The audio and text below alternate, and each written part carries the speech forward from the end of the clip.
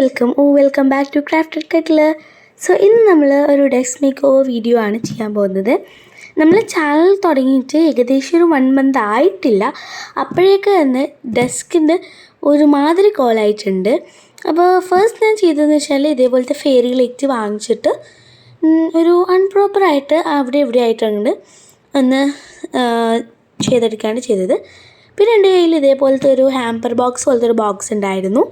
ഈ ഒരു ബോക്സിൽ ഞാൻ എൻ്റെ സ്കെച്ചസും കളേഴ്സും ഒക്കെയാണ് വെക്കാൻ ഉദ്ദേശിക്കുന്നത്. എൻ്റെ കയ്യിൽ കുറേ ഫ്ലെയറിൻ്റെ കളേഴ്സ് സെറ്റുന്നുണ്ട്. അപ്പോൾ അതൊക്കെ ഇതിനകത്ത് ഇൻക്ലൂഡ് ചെയ്തിട്ട് വെക്കാമെന്നാണ് വിചാരിച്ചത്. അപ്പോൾ നമ്മൾ ഈ ഒരു ഇതിൽ ഞാൻ ഡോർ ഓപ്പൺ ആൻഡ് ക്ലോസ് ചെയ്യുന്ന രീതിക്ക് അങ്ങനെ ഒരു ഇങ്ങനെ ചെയ്യാമെന്നാണ് വിചാരിച്ചിട്ടുള്ളത്.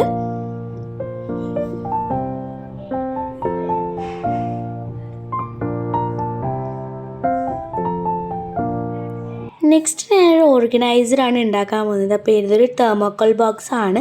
ഈ ഒരു ബോക്സിൽ ഞാൻ ഒന്ന് പേപ്പർ വെച്ചിട്ടൊന്ന് കോട്ട് ചെയ്തതാണ്.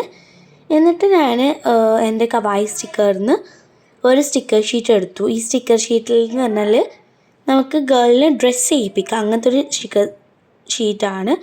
പിന്നെ ആ ഒരു ഗേളിനെ എടുത്തിട്ട് അതിനെ ഡ്രസ്സ് ചെയ്തിട്ടാണ് ഒട്ടിക്കുന്നത്. ഒന്ന് നോർമൽ ഗേളിനെ, ഒന്ന് ഡ്രസ്സ് ചെയ്തിട്ടുള്ളൊരു ഗേളിനെയാണ് ഞാൻ ഒട്ടിക്കുന്നത്. അപ്പോൾ ഈ 2 ഗേൾസിനെയാണ് ഞാൻ ഒട്ടിച്ചിട്ടുള്ളത്. ഇപ്പോൾ കറൻ്റ്ലി നിങ്ങൾക്ക് വേണമെന്നുണ്ടെങ്കിൽ ഒരുപാട് സ്റ്റിക്കേഴ്സൊക്കെ ഒട്ടിച്ചിട്ട് പെർഫെക്റ്റ് ആക്കാം. പിന്നെ അതിൽ ഞാൻ മെയിൻലി യൂസ് ചെയ്യുന്ന കുറച്ച് അത്യാവശ്യമായിട്ടുള്ള കാര്യങ്ങളുള്ള സാധനങ്ങളൊക്കെ വെച്ചിട്ടുണ്ട്. അതായത് പെന്ന്, ഇതൊക്കെ. പിന്നെ ക്രാഫ്റ്റ് ചെയ്യുന്ന ആൾക്കാർ ഏറ്റവും വലിയ ഐറ്റമാണ് ബ്ലാക്ക് പെൻ അല്ലെങ്കിൽ ബ്ലാക്ക് മാർക്കേഴ്സ്. അതും ഞാൻ അതിൽ നിന്നാണ് വെച്ചെടുക്കുന്നത്. പിന്നെ 2 കാൻഡിൽസ്, പിന്നെ ഒരു കറക്ഷൻ ടേപ്പ്, പിന്നെ ഒരു നമ്മുടെ നൊസ്റ്റാൾജിക് ആയിട്ടുള്ള ആ ഒരു കളർ മാറ്റിയിടാൻ പറ്റുന്ന ഇറേസർ. പിന്നെ ഈ ഒരു റെഡ് പെൻ എന്ന് പറഞ്ഞൊരു സ്റ്റാമ്പാട്ടോ. അതിൻ്റെ ഒരു വീഡിയോ ഞാൻ പിന്നീട് ചെയ്യാം. പിന്നെ ഉള്ളത് ഗമ്മ്. ഇതൊക്കെ നമ്മൾ ഡെയിലി യൂസ് ചെയ്യുന്ന സാധനങ്ങളാണ്. ഇനി ഞാൻ ഒരു ജസ്റ്റ് ഒരു ഷെൽഫ് പോലെ ആക്കാമെന്ന് വിചാരിച്ചു.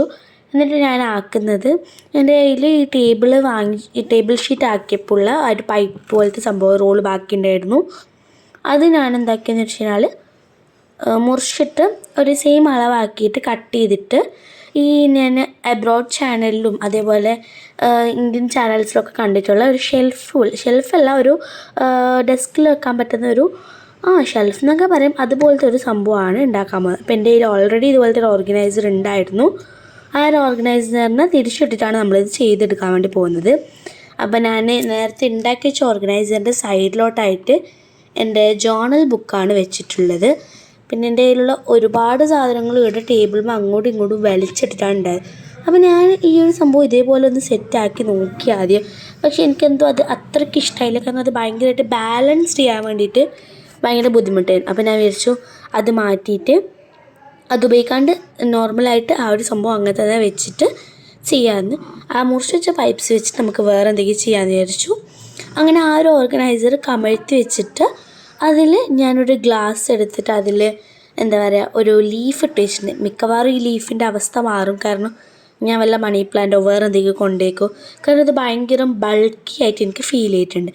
അപ്പോൾ ഇതാണ് നമ്മുടെ ഡെസ്കൊക്കെ അറേഞ്ച് ചെയ്തിട്ടുള്ള ഫൈനൽ ഔട്ട്പുട്ട് എന്ന് പറയുന്നത്. എന്തായാലും ഇഷ്ടപ്പെട്ടു വിചാരിക്കുന്നു. നമ്മൾ ആ ഒരു ഇതിനെ ഡെസ്കിനകത്ത് നല്ല രീതിയിലാക്കിയിട്ടുണ്ട്. അപ്പോൾ ബൈ.